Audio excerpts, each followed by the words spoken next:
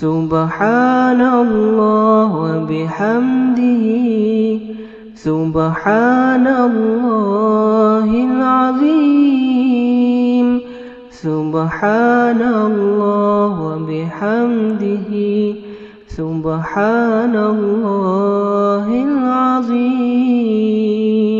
رمضان المبارک اسی مبارک مہینے کے لیے 1400 سال پہلے مسجد نبوی کے بلند ممبر سے نبی مہربان محمد صلی اللہ علیہ وسلم نے اپنی امت کو یہ خوشخبری سنائی تھی، لوگو اللہ کا مہینہ برکت و رحمت اور مغفرت کے ساتھ تمہاری طرف آ رہا ہے، وہ مہینہ جو خدا کے نزدیک بہترین مہینہ ہے، جس کے ایام بہترین ایام ہیں، جس کی راتیں بہترین راتیں ہیں اور جس کی گھڑیاں بہترین گھڑیاں ہیں۔ اس مبارک مہینے میں تمہاری سانسیں ذکر خدا میں پڑھی جانے والی تسبیح کا ثواب رکھتی ہیں، تمہاری نیندیں عبادت، تمہارے اعمال مقبول اور تمہاری دعائیں مستجاب ہیں۔ ان ویڈیوز کا مقصد کم وقت میں زیادہ سے زیادہ ایسا علم پہنچانا ہے جس کا تعلق ہماری عملی زندگی سے ہو۔ امید ہے کہ آپ ان ویڈیوز سے بھرپور فائدہ اٹھائیں گے۔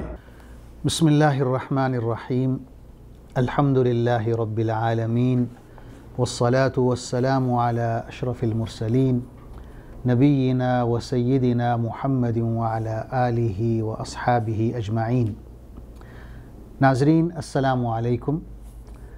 ہماری آج کی گفتگو کا موضوع ہے نماز تراویح۔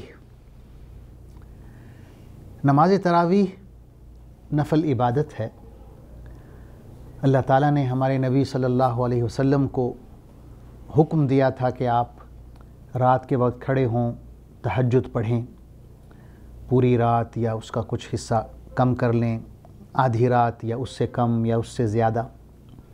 سورہ مزمل کی ابتدائی آیات میں اللہ تعالیٰ فرماتے ہیں، یا ایہا المزمل قم اللیل الا قلیلا نصفہ او انقص منہ قلیلا او زد علیہ ورتل القرآن ترتیلا، کہ اے اوڑھنی لپیٹ کر سونے والے، کھڑے ہو جائیں رات کے وقت، پوری رات یا اس سے کچھ کم کر لیں، تہجد پڑھیں، قیام اللیل، یا آدھی رات سے کچھ کم کر لیں یا اس سے کچھ زیادہ کر لیں، اور ان نوافل میں قرآن مجید کو ٹھہر ٹھہر کر سکون سے پڑھیں۔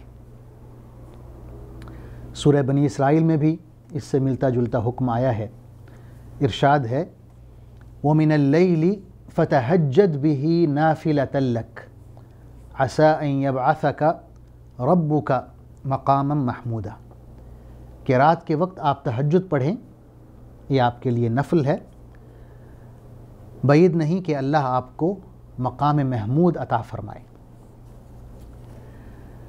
اسی طرح رسول اللہ صلی اللہ علیہ وسلم کا فرمان ہے، من قام رمضان ایمانا واحتسابا غفر له ما تقدم من ذنبه، کہ جس شخص نے رمضان میں قیام اللیل کیا، قیام اللیل میں نماز تراویح بھی شامل ہے اور تہجد بھی شامل ہے، جس شخص نے رمضان کی راتوں میں قرآن مجید تہجد میں پڑھا یا سنا، یا تراویح میں پڑھا یا سنا، ایمان کی حالت میں اور صرف اللہ سے اجر کے توقع کرتے ہوئے، تو اس کے تمام سابقہ گناہ معاف کر دیے جاتے ہیں۔ یہ ایک بشارت ہے، خوشخبری ہے جو رسول اللہ صلی اللہ علیہ وسلم نے دی۔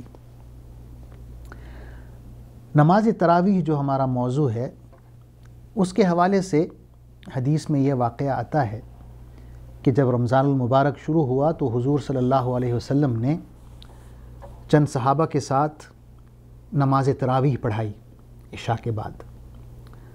اگلے دن لوگوں میں بات پھیلی تو دوسری رات مزید صحابہ تشریف لے آئے اور رسول اللہ صلی اللہ علیہ وسلم کے ساتھ تراویح پڑھی۔ اگلے دن مزید بات پھیلی، تیسری رات حضور صلی اللہ علیہ وسلم تشریف لائے تو مسجد بھر چکی تھی اور آپ نے تراویح کی نماز پڑھائی۔ چوتھی رات بھی ایسا ہوا کہ مسجد بھر گئی صحابہ کرام سے، اور صحابہ کرام حضور صلی اللہ علیہ وسلم کا انتظار کرتے رہے، لیکن آپ تشریف نہیں لائے۔ فجر کے وقت آپ نے بتایا کہ میں اس ڈر سے نہیں آیا کہ کہیں یہ نماز آپ لوگوں پر فرض نہ ہو جائے۔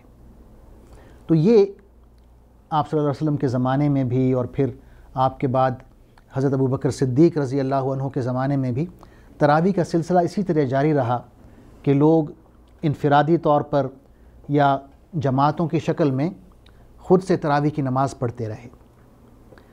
حضرت عمر رضی اللہ عنہ کا جب دور آیا تو انہوں نے کہا کہ میں بہتر سمجھتا ہوں کہ تمام صحابہ کو ایک امام کے پیچھے اکٹھا کروں اور ایک جماعت ہو۔ یعنی تراویح کی جو سنت تھی وہ تو چلی آ رہی تھی آپ صلی اللہ علیہ وسلم کے زمانے سے۔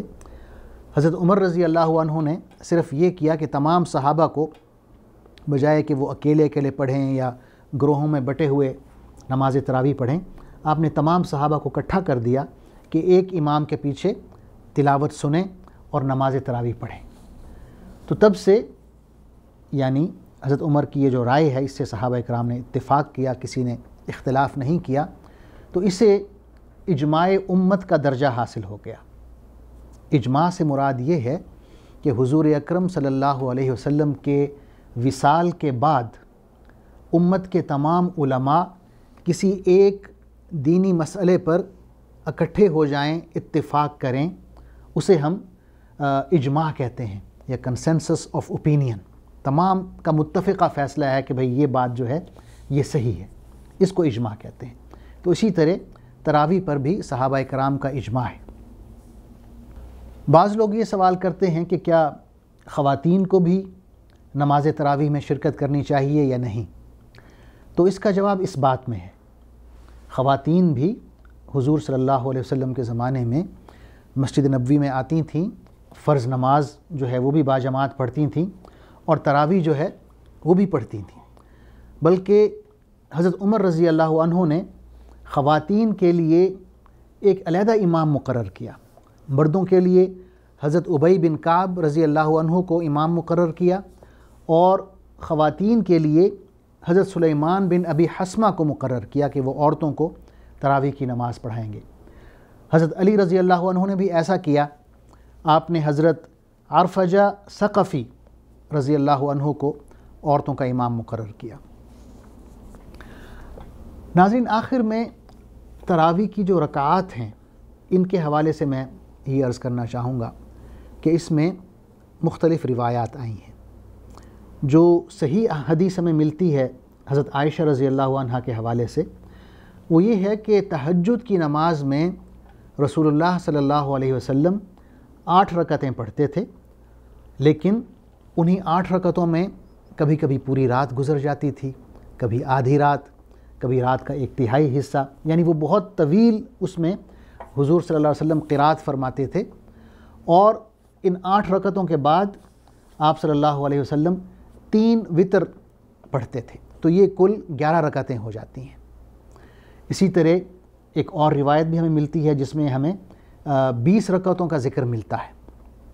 تو ہمیں ان چکروں میں نہیں پڑھنا چاہیے کہ ہم 8 پڑھیں یا 20 پڑھیں، بلکہ ایک تیسری حدیث میں ہمیں جو حضور صلی اللہ علیہ وسلم کی طرف سے ہدایات ملتی ہیں وہ یہ ہے کہ آپ صلی اللہ علیہ وسلم نے اس شخص کے حق میں دعا کی ہے کہ جو اس وقت تک مسجد میں رہتا ہے اور تراویح پڑھتا رہتا ہے یا تہجد پڑھتا رہتا ہے جب تک امام مسجد میں موجود رہتا ہے، یعنی وہ امام کے ساتھ ہی شروع کرتا ہے اور امام کے ساتھ ہی وہ اختتام کرتے ہوئے مسجد سے باہر نکلتا ہے۔ تو یہ ایک بہت ہی اہم عبادت ہے رمضان کے اندر، اور ہمیں یہ معلوم ہونا چاہیے کہ رمضان المبارک میں یا رمضان المبارک پر جتنا روزوں کا حق ہے اتنا ہی قرآن مجید کا حق ہے۔ اسی لیے آپ صلی اللہ علیہ وسلم نے ان دونوں عبادتوں کو ایک ہی حدیث میں اکٹھا کیا ہے، اور آپ صلی اللہ علیہ وسلم نے خوشخبری دی ہے۔ آپ نے فرمایا ہے من صام رمضان ایمانا واحتسابا غفر له ما تقدم من ذنبه ومن قام رمضان ایمانا واحتسابا غفر له ما تقدم من ذنبه۔ اس کا مطلب یہ ہے کہ جس شخص نے رمضان کے روزے رکھے ایمان کی حالت میں اور اس کیفیت میں کہ وہ صرف اور صرف اللہ سے اجر کی توقع اور ثواب کی توقع رکھتا تھا۔ اور جس شخص نے رمضان کی راتوں میں قیام اللیل کیا، یعنی تراویح پڑھی یا تہجد پڑھی، وہ بھی ایمان کی حالت میں اور اس کیفیت میں کہ صرف اور صرف اللہ سے اجر کی توقع رکھتا تھا، تو اللہ تعالیٰ اس شخص کے سارے جو سابقہ گناہ ہیں وہ معاف کر دیتا ہے۔ تو یہ ایک خوشخبری ہے، بشارت ہے رسول اللہ صلی اللہ علیہ وسلم کی طرف سے۔ تو ہمیں تراویح کا بہت زیادہ اہتمام کرنا چاہیے اور قرآن مجید کو سمجھنے کا اہتمام کرنا چاہیے۔ اس کا ایک طریقہ یہ ہو سکتا ہے کہ ہم روزانہ کی بنیاد پر وہ سپارہ جو تراویح میں پڑھا جائے گا اسے ایک دفعہ ہم ترجمے سے پڑھ لیں، تاکہ جب امام صاحب اس سپارے کی تلاوت کریں تو ہمیں قدر سمجھ آ رہا ہو کہ کیا پڑھا جا رہا ہے اور ان آیات میں کیا کیا معانی پوشیدہ ہیں۔ اللہ تعالیٰ سے دعا ہے کہ ہمیں قرآن مجید کو صحیح معنوں میں سمجھنے کی توفیق عطا فرمائے، اس کی تلاوت کی توفیق عطا فرمائے اور اس پر عمل کرنے کی توفیق عطا فرمائے۔ آمین۔ والسلام علیکم ورحمۃ اللہ وبرکاتہ۔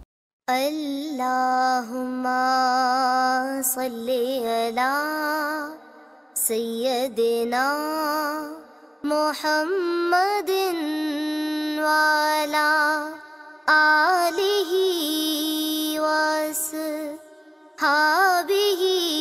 وسلم۔